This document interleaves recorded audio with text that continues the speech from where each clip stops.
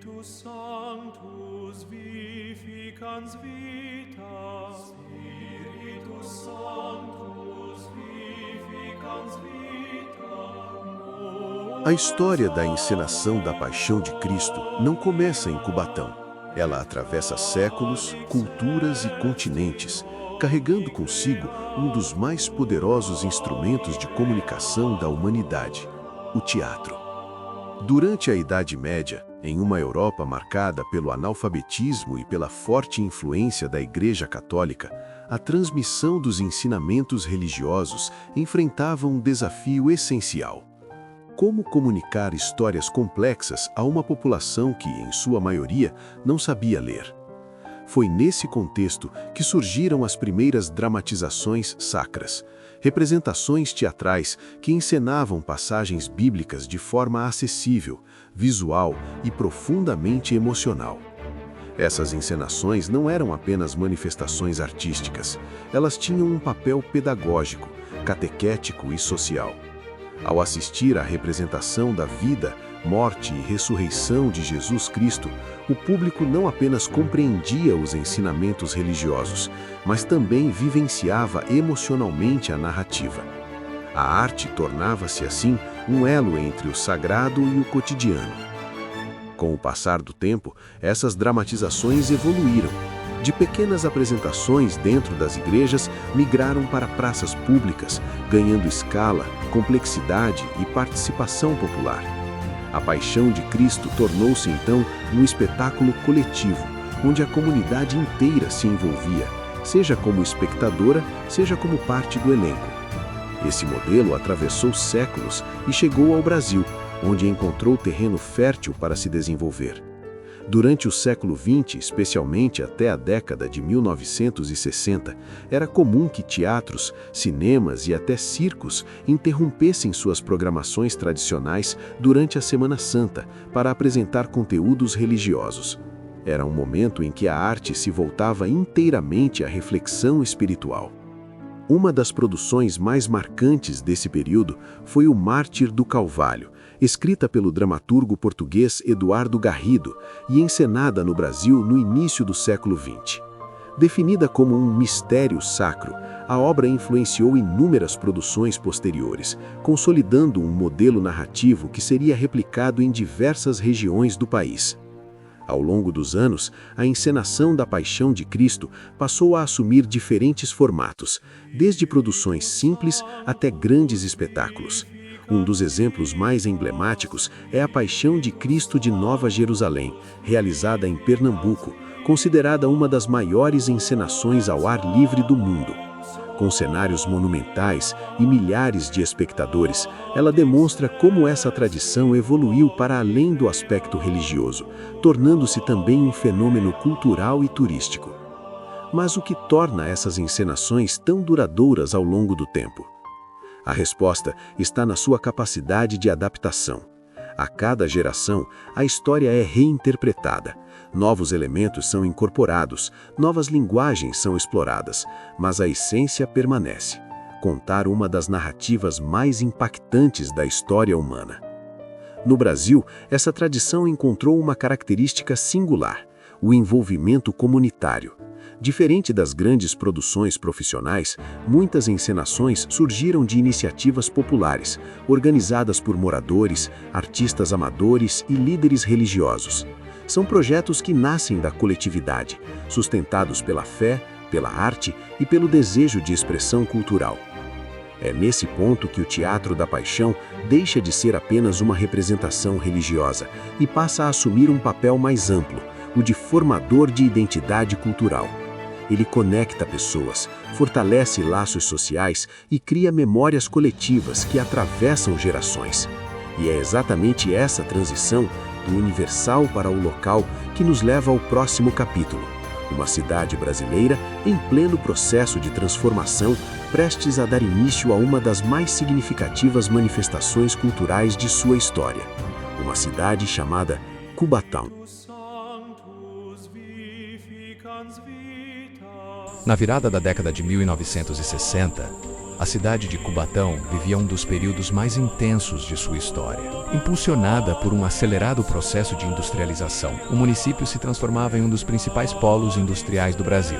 Esse crescimento trouxe profunda mudança social. Milhares de pessoas chegaram à cidade em busca de trabalho e melhores condições de vida. Em poucos anos, a população dobrou, criando um ambiente heterogêneo, formado por diferentes culturas e tradições. Mas em meio ao desenvolvimento econômico, surgiu uma necessidade urgente: a construção de uma identidade cultural. Nesse contexto, começaram a surgir iniciativas artísticas e culturais, buscando dar voz à nova realidade da cidade. Grupos do teatro, música e dança ocupavam espaços comunitários, promovendo eventos e criando um ambiente fértil. Instituições como o Centro de Ciências, Letras e Artes de Cubatão incentivavam a produção cultural e reuniam artistas locais. Companhias teatrais amadoras se destacavam, revelando talentos e fortalecendo o cenário artístico da cidade. Cubatão aos poucos se consolidava como um verdadeiro celeiro de artistas. E foi justamente nesse ambiente de efervescência cultural que surgiu a ideia que mudaria para sempre a história da cidade. No dia 4 de abril de 1969,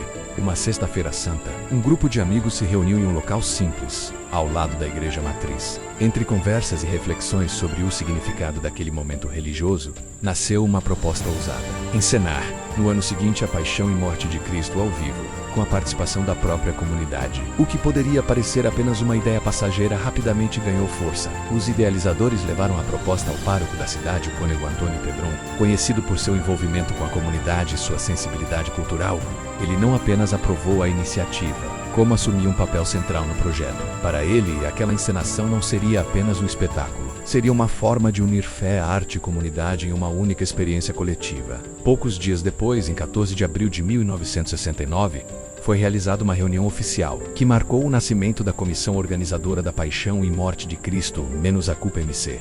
A estrutura foi cuidadosamente planejada, com divisão de funções, criação de comissões e definição de responsabilidades. Era o início de um projeto que exigiria dedicação, organização e, acima de tudo, paixão. Sem recursos financeiros significativos, o grupo precisou recorrer à criatividade e ao esforço coletivo. Foram organizadas quermesses, exibições de filmes, campanhas de arrecadação e até a criação de livros de ouro para doações. Cada detalhe era construído com base no trabalho voluntário. A comunidade respondeu de forma impressionante. Moradores se inscreviam para participar do elenco, colaborar na produção, confeccionar figurinos ou ajudar na montagem dos cenários. Escolas, entidades culturais e fiéis da igreja passaram a se envolver diretamente no projeto. Mais do que uma peça teatral, o que estava sendo construído era um movimento comunitário. Os ensaios começaram de forma simples, muitas vezes realizados em espaços improvisados, como terrenos ao fundo da casa paroquial. Mas o comprometimento dos participantes transformava cada encontro em um verdadeiro laboratório artístico. O próprio cônego Antônio Pedron assumiu a responsabilidade de escrever o roteiro da encenação. Baseando-se nos textos do Novo Testamento,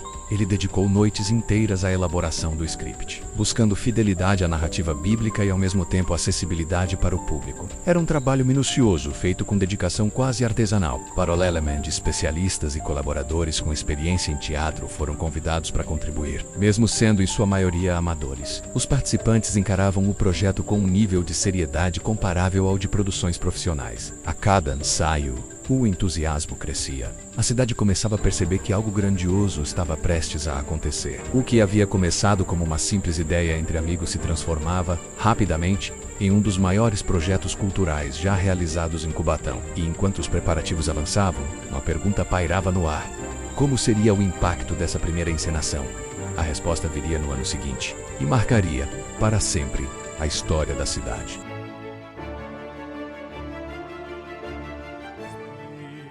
Spiritus Sanctus vificans vita. O ano era 1970.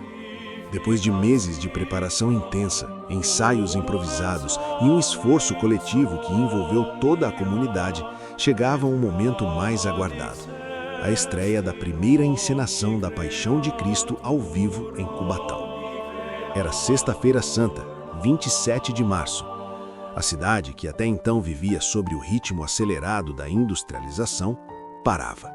Algo diferente pairava no ar. Não era apenas um evento, era um acontecimento. A escolha do palco já revelava a grandiosidade do projeto. A Avenida 9 de Abril, uma das principais vias da cidade foi transformada em um grande cenário a céu aberto. Ao longo de sua extensão, palanques de madeira foram montados para representar os diferentes momentos da narrativa bíblica. Não havia cortinas, não havia palco tradicional. A cidade inteira era o palco. Desde as primeiras horas do dia, moradores e visitantes começaram a ocupar os espaços ao longo da avenida. Famílias inteiras se posicionavam para assistir à encenação. Pessoas vindas de cidades vizinhas também chegavam, atraídas pela curiosidade e pela expectativa. O público não era apenas numeroso, era envolvido. Quando a encenação começou, o silêncio tomou conta da multidão.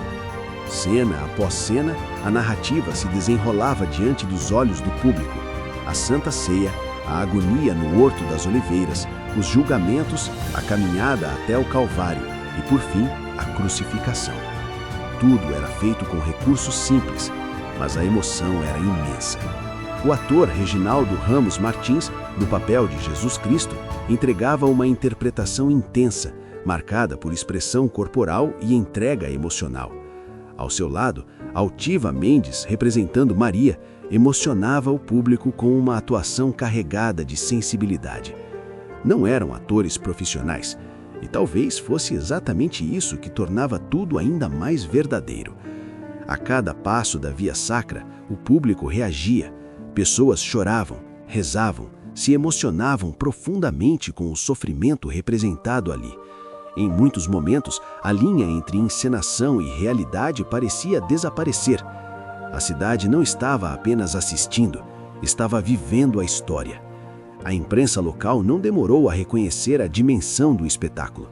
Jornais destacaram a organização, a qualidade da encenação e, principalmente, o impacto emocional causado no público.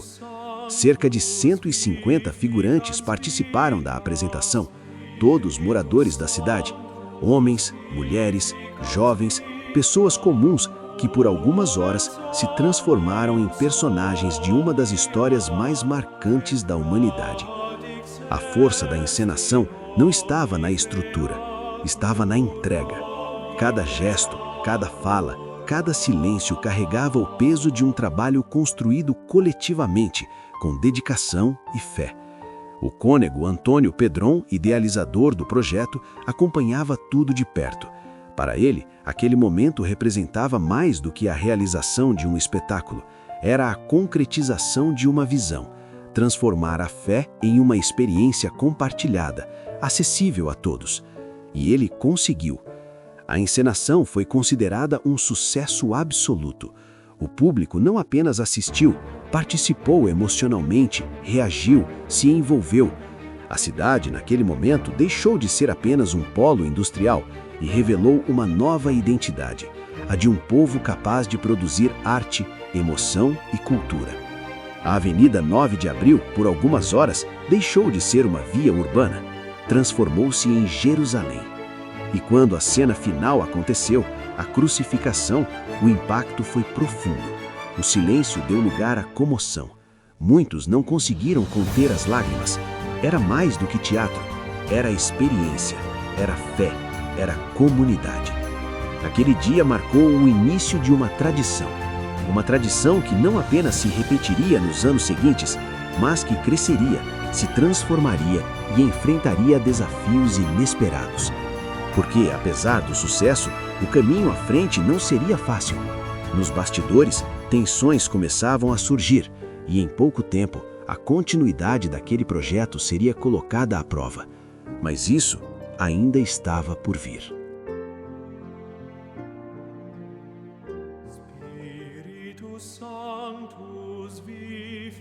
O sucesso das primeiras encenações da Paixão de Cristo em Cubatão parecia indicar um futuro promissor.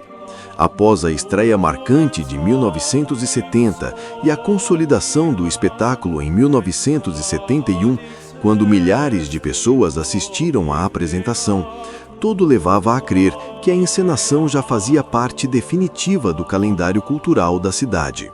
Mas a realidade mostraria que tradição, por si só, não garante continuidade.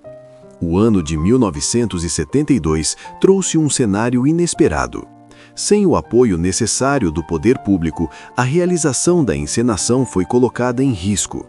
A principal dificuldade era estrutural.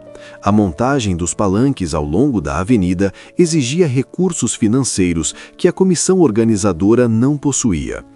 A prefeitura, sob a gestão do então prefeito Zadir Castelo Branco, alegou falta de verba para custear a estrutura necessária. Segundo a justificativa oficial, o orçamento municipal não previa despesas para aquele tipo de evento naquele ano. Na prática, isso significava uma coisa: a encenação não poderia acontecer. A decisão gerou frustração, indignação e um sentimento coletivo de perda. Para os organizadores, que haviam dedicado tempo, esforço e paixão ao projeto, aquilo representava mais do que um obstáculo financeiro. Era uma ameaça à continuidade de um movimento cultural que já havia conquistado a cidade. Tentativas de adaptação foram sugeridas. Uma delas propunha a realização da encenação sobre carrocerias de caminhões, como forma de reduzir custos, mas a ideia foi recebida com resistência. Para o grupo, aquilo descaracterizaria completamente o espetáculo, comprometendo sua qualidade e impacto. O desânimo começou a se espalhar. Tudo indicava que, naquele ano, a Paixão de Cristo não aconteceria. Mas foi nesse momento que surgiu uma solução inesperada. O cônego Antônio Pedron mais uma vez assumiu um papel decisivo. Com determinação e visão, ele articulou uma alternativa que ninguém havia considerado: levar a encenação para outra cidade. A escolha foi o município vizinho de São Vicente. Com o apoio da administração local, a estrutura necessária foi garantida. O espetáculo, que havia nascido em Cubatão, cruzaria seus limites territoriais pela primeira vez. No dia 31 de março de 1972, a encenação aconteceu na Avenida Presidente Wilson. E o que poderia ter sido um fracasso, transformou-se em um dos momentos mais impressionantes da história do espetáculo. O público compareceu em massa. Estimativas indicam a presença de dezenas de milhares de espectadores. Algumas fontes apontam números próximos a 100 mil espectadores. A cidade foi tomada por uma multidão que acompanhava cada cena com atenção e emoção. Mas o que marcou aquela noite não foi apenas o público, foi o inesperado. Durante o momento mais intenso da encenação, a crucificação, o céu mudou. Uma forte tempestade começou. Raios, trovões e chuva caíram exatamente no instante em que Cristo, representado em cena, dava seus últimos suspiros. A natureza parecia responder à narrativa. O impacto foi imediato. Para muitos, aquele momento ultrapassou os limites do teatro. A combinação entre a encenação e o fenômeno climático criou uma experiência única, quase simbólica, que ficou marcada na memória de todos os presentes. Era como se a história estivesse sendo vivida, não apenas representada. Apesar da distância, a população de Cubatão não ficou de fora. Ônibus foram disponibilizados para levar moradores até São Vicente, permitindo que a comunidade continuasse participando daquele momento. Mesmo fora de casa, a encenação mantinha sua essência. Mas o episódio deixou marcas. A crise evidenciou a fragilidade estrutural do projeto e a dependência de apoio institucional. Ao mesmo tempo, revelou algo ainda mais importante: a força do grupo, sua capacidade de adaptação e, principalmente, sua determinação em não deixar a tradição morrer.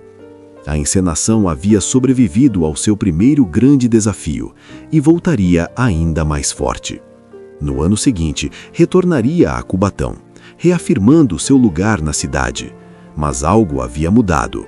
A partir daquele momento, a Paixão de Cristo deixava de ser apenas um evento e passava a ser resistência.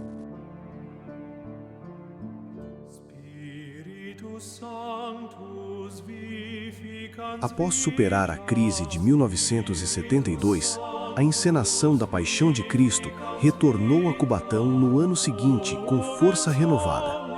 O espetáculo voltou à Avenida 9 de Abril, novamente reunindo uma multidão e reafirmando seu impacto sobre a população. O apoio do poder público foi restabelecido, garantindo a estrutura necessária para a realização da encenação.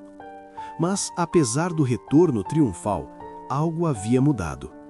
A experiência vivida fora da cidade expôs fragilidades, mas também despertou uma nova consciência entre os organizadores. Era preciso estruturar o projeto de forma mais independente, menos vulnerável a decisões externas. E, ao mesmo tempo, um novo desafio começava a se desenhar. A relação entre o grupo organizador e a igreja matriz, que havia sido fundamental no início do projeto, começou a se desgastar. Divergências internas, mudanças de liderança e diferentes visões sobre o papel da encenação contribuíram para um distanciamento gradual. Um episódio aparentemente simples acabou simbolizando essa ruptura. Durante um ensaio, uma atividade proposta como técnica de relaxamento foi interpretada de forma equivocada, gerando desconforto e desconfiança. O episódio desencadeou uma crise entre membros do grupo e a liderança religiosa local. A partir dali, o ambiente mudou.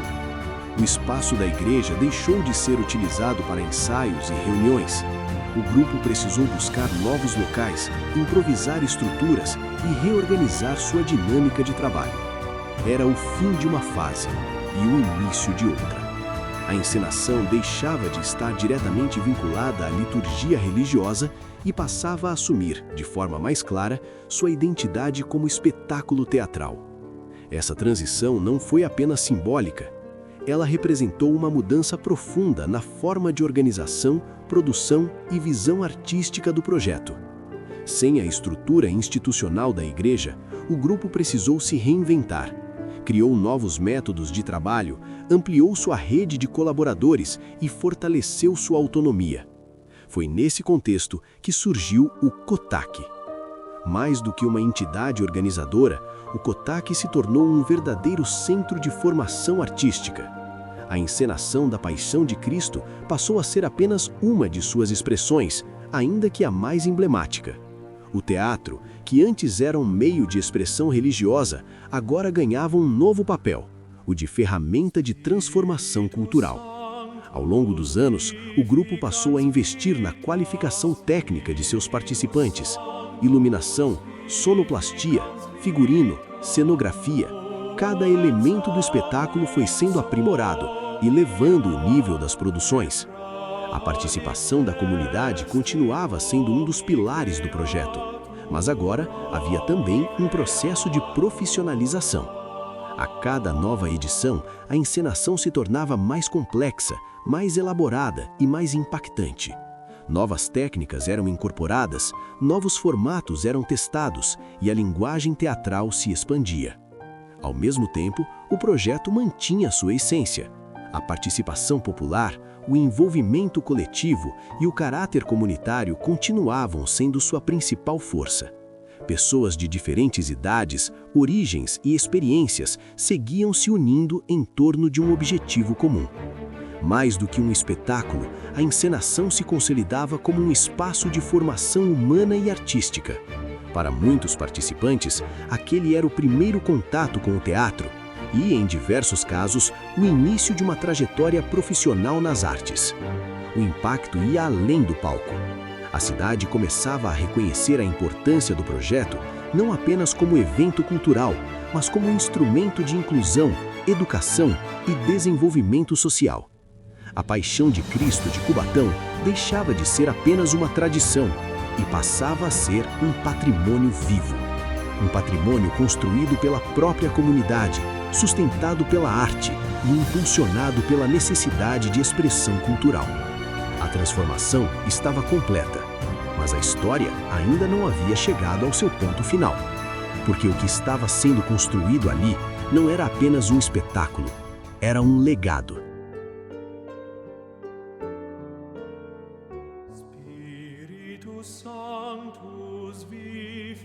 5 décadas se passaram desde aquela primeira encenação, em 1970. Ao longo desse tempo, A Paixão de Cristo de Cubatão deixou de ser apenas um evento anual para se tornar um dos maiores símbolos culturais da cidade. O que começou como uma iniciativa simples, idealizada por um grupo de pessoas movidas pela fé e pela vontade de criar, transformou-se em uma tradição sólida, capaz de atravessar gerações. Mas o verdadeiro valor dessa história não está apenas na sua longevidade, está no impacto que ela provocou e continua provocando. Ao longo dos anos, centenas de pessoas participaram da encenação. Crianças, jovens, adultos, muitos deles tiveram ali seu primeiro contato com o teatro, com a arte, com a expressão coletiva. Para alguns, foi apenas uma experiência marcante. Para outros, foi o início de uma trajetória. Diversos participantes seguiram caminhos profissionais ligados às artes cênicas, à produção cultural e à comunicação. O palco da Paixão de Cristo tornou-se, assim, um espaço de formação, de descoberta e de transformação pessoal. Mais do que formar artistas, o projeto formou cidadãos. Ele ensinou disciplina, trabalho em equipe, responsabilidade e compromisso. Valores que ultrapassam o palco e se refletem na vida cotidiana. A cada nova edição, a cidade se reconhece naquele espetáculo. As ruas, os cenários, os rostos, tudo faz parte de uma memória coletiva que se renova ano após ano. A encenação não pertence a um grupo específico, ela pertence à comunidade. E talvez seja exatamente isso que explica sua permanência. Mesmo diante de dificuldades financeiras, estruturais ou institucionais, a tradição resistiu, adaptou-se, evoluiu, mas nunca desapareceu. Porque sua base nunca foi apenas o apoio externo, sempre foi o envolvimento das pessoas. A Paixão de Cristo de Cubatão tornou-se um patrimônio imaterial, um bem cultural que não pode ser medido em números, mas sim em emoções, lembranças e significados. Ela representa a capacidade de uma comunidade de criar, manter e reinventar suas próprias tradições. Representa a força da arte como instrumento de união e representa, acima de tudo, a necessidade humana de contar histórias. Histórias que emocionam, histórias que conectam, histórias que permanecem. O cônego Antônio Pedron, que lá atrás acreditou na ideia e ajudou a transformá-la em realidade, talvez não imaginasse a dimensão que aquele projeto alcançaria. Mas sua visão deixou um legado que continua vivo em cada ensaio, em cada apresentação, em cada pessoa que decide participar. Hoje, ao olhar para essa trajetória, é possível perceber que a encenação da Paixão de Cristo ultrapassou seu papel original. Ela deixou de ser apenas uma representação religiosa e se tornou um espelho da própria cidade. Uma cidade construída por diferentes histórias, diferentes origens, diferentes caminhos, mas que em determinados momentos se une em torno de algo maior. Algo que vai além do espetáculo, algo que vai além da fé, algo que se chama identidade.